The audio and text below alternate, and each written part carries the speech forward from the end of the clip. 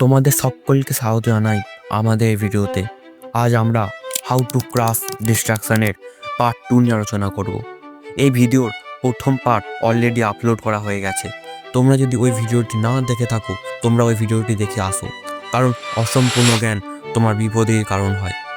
আজ আমরা এই ভিডিওতে এমন একটি টপিকের উপর আলোচনা করব যা তোমাকে তোমার জীবনে এক চরম বাস্তবতার স্বীকার করবে, এবং তুমি যদি সেই বাস্তবতাকে মেনে নিয়ে তার বিরুদ্ধে এক প্রতিরোধ গড়ে তুলতে পারো, তুমি দেখবে তোমার জীবনে তুমি এমন এক পর্যায়ে যাবে যে পর্যায়ে তুমি তোমার সফলতাকে সামনাসামনি দেখবে।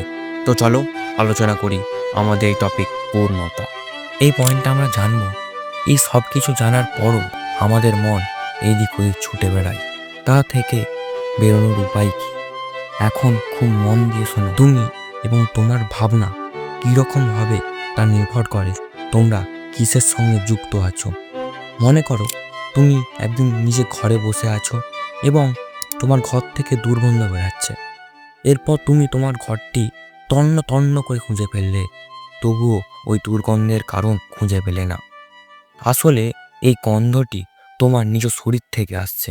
কি বুঝতে পারলে না তো আমি কি বলে? মনে করে দেখো, ভিডিও শুরুতেই বলেছিলাম যে আমাদের মধ্যে এক পশু বাস করে, যে পশু প্রবৃত্তির মতো আচরণ দেখাবে। যে আমরা যত চেষ্টা করি ওই পশু প্রবৃত্তি আচরণ থেকে আমরা সম্পূর্ণভাবে কখনোই বেরিয়ে আসতে পারবো না। কিন্তু তোমরা এটা ভালো করে জানবে যে ওই পশু প্রবৃত্তির আচরণ থেকে আমরা কিভাবে বাঁচব।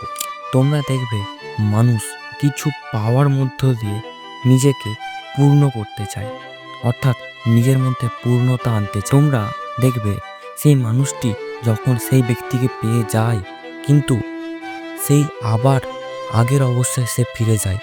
সে নিজেকে পূর্ণতা দিতে পারে না, কারণ সে যে মানুষকে ভালোবেসেছিল তার মধ্যেও তার নিজের মতো ফিলিং কাজ করে।